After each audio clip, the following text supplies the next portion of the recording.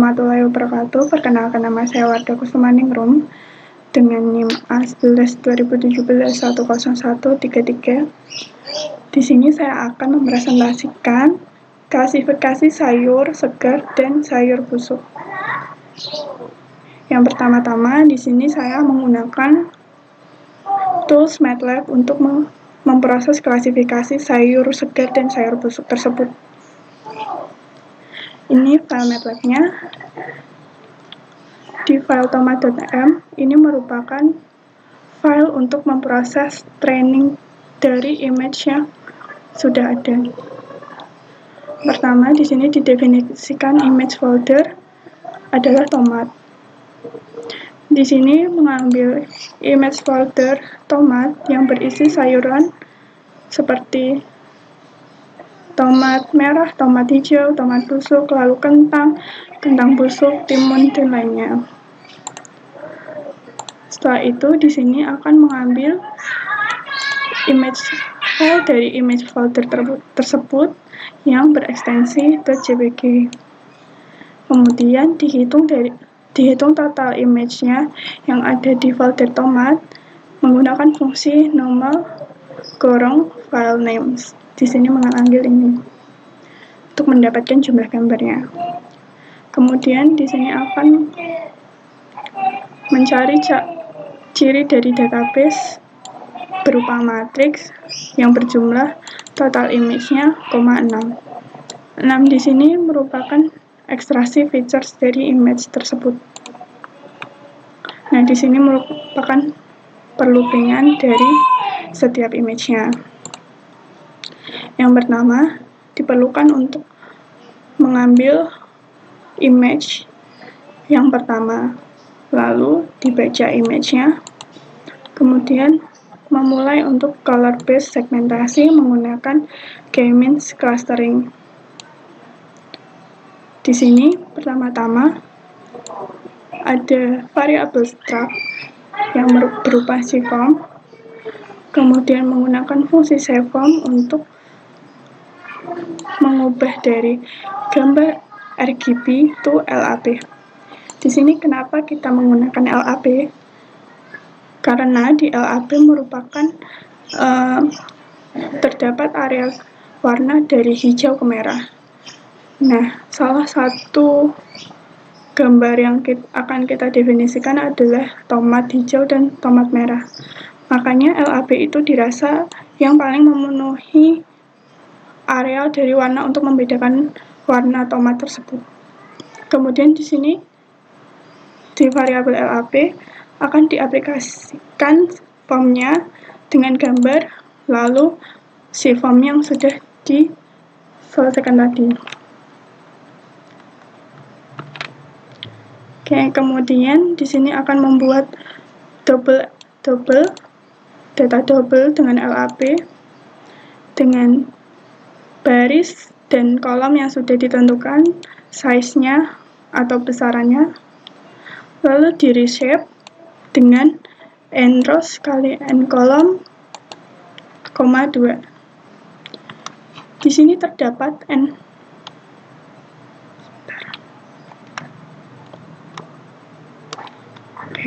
di sini terdapat variabel n colors sama dengan 2. N colors ini sebagai K pada algoritma K-means. Jadi, algoritma ini memiliki K sama dengan 2. Lalu, terdapat matriks dengan nama cluster ADX. Di sini kita memanggil K-means-nya dengan AB yang tadi sudah di reshape. Lalu n-colors di sini jumlahkannya. Nah, di sini menggunakan perhitungan distance dengan metode Euclidean dengan rumus akar A kuadrat ditambah B kuadrat. Kemudian direplicate 3. Selanjutnya ada variabel pixel labels. Di sini untuk mereshape dari cluster ADX yang sudah diproses K-means-nya dengan jumlah baris dan jumlah kolomnya. Kemudian terdapat segmented image. Di sini akan membuat matriks sebesar satu baris dan 3 kolom. Nah, di sini ada variabel RGB label digunakan untuk representasi dari pixel label tersebut. Jadi yang sudah didapat dari sini akan dimasukkan ke sini dengan matriks seperti ini.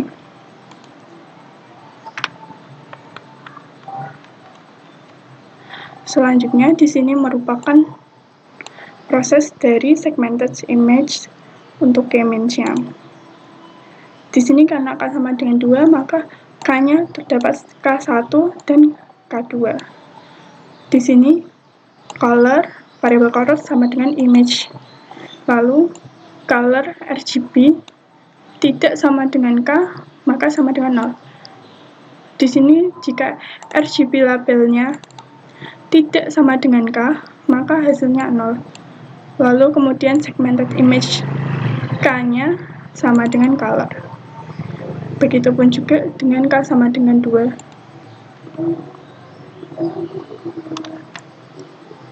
Kemudian terdapat area cluster 1 dan area cluster 2. Di sini merupakan karena tadi K-nya kita sama dengan 2, maka areanya juga terdapat 2. Di sini kita jumlah dari semua yang didapat dari pixel labels sama dengan 1. Jadi ini jika nilainya 1, maka dia akan masuk ke area cluster 1, dan jika nilainya 2, maka akan masuk ke area cluster 2. Selanjutnya, kita perlu untuk menghitung cluster minimal dengan menggunakan fungsi minimal antara area cluster 1 dan area cluster 2.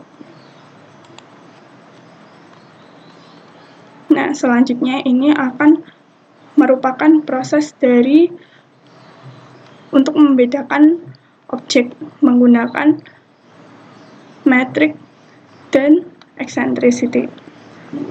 Pertama-tama, image harus berupa black and white atau 0 dan 1 pixelnya. Kemudian di sini ada misalnya jika fungsi infill ini digunakan untuk bila terdapat holes atau nilai yang kosong, maka hasilnya akan 0 atau nilainya akan 0. Kemudian beware open-nya dari image black and white tersebut adalah 50. Nah, di sini untuk mendapatkan proses metric dan eccentric, di sini digunakan untuk fungsi region props. Di sini ada parameter untuk image-nya. Di sini image-nya berbentuk black and white yang sudah diidentifikasi yang sebelumnya. Kemudian area, lalu parameter, lalu eccentricity. Di sini area sama dengan stats dari region prop sama dengan area. Lalu parameter sama dengan stat.parameter. Metrik di sini merupakan total atau perbandingan antara jumlah luas dan keliling dari masing-masing objek untuk membedakannya.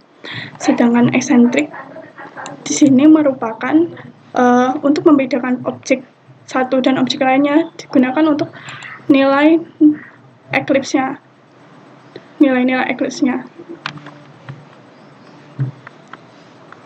Setelah metrik dan eccentric-nya sudah didapatkan, kemudian image akan diubah menjadi RGB to gray.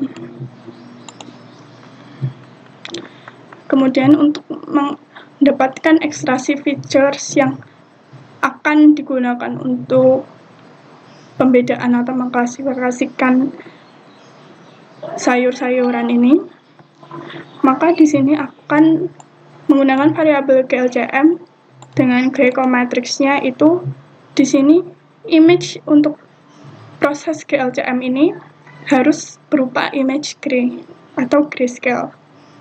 Nah, di sini disiapkan dengan adanya 4 pixel atau 4 kolom. Di sini merupakan nanti isinya adalah kontras, correlation, energy, dan homogeneity. Nah, di sini untuk statsnya dan fungsi Grigor-Probstnya ini untuk mengambil features-features yang ada pada objek tersebut.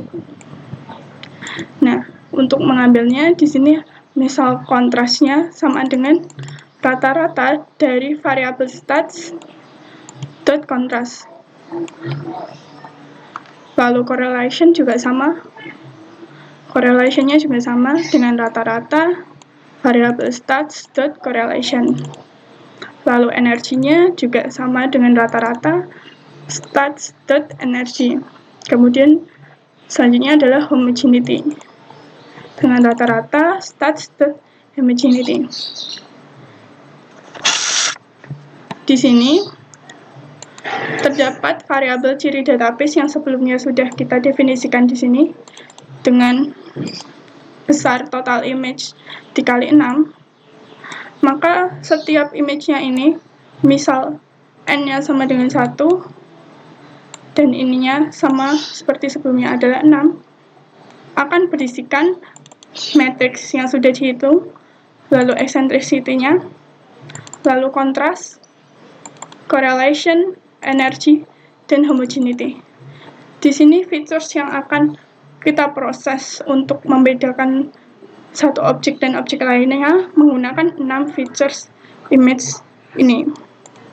Nah, selanjutnya setelah selesai perloopingan hingga image terakhir, maka akan di-save ciri database-nya. Selanjutnya untuk proses klasifikasinya akan dilanjutkan ke part 2. Dan untuk demonya kita coba sekarang.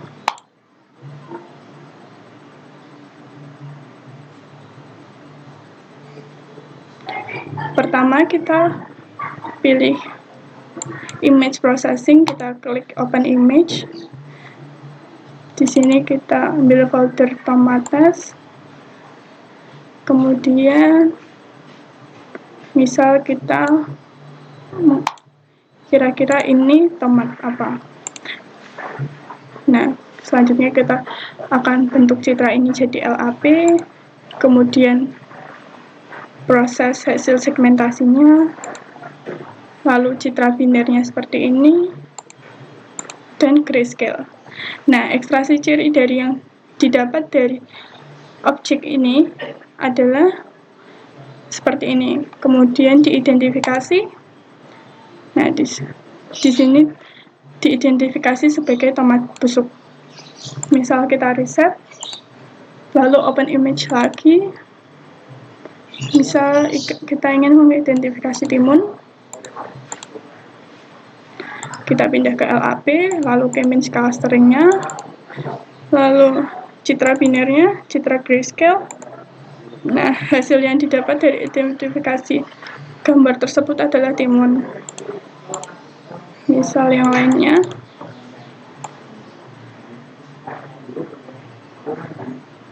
di sini ada wortel. Lalu kita ganti seperti biasanya citra LAP, segmentasi, maka hasilnya adalah wortel. Begitu pula selanjutnya. Kita coba satu kali lagi untuk yang busuk, kentang. Nah, di sini teridentifikasi kentang busuk. Sekian presentasi dari saya tentang proses training dari klasifikasi sayur segar dan sayur busuk. Terima kasih.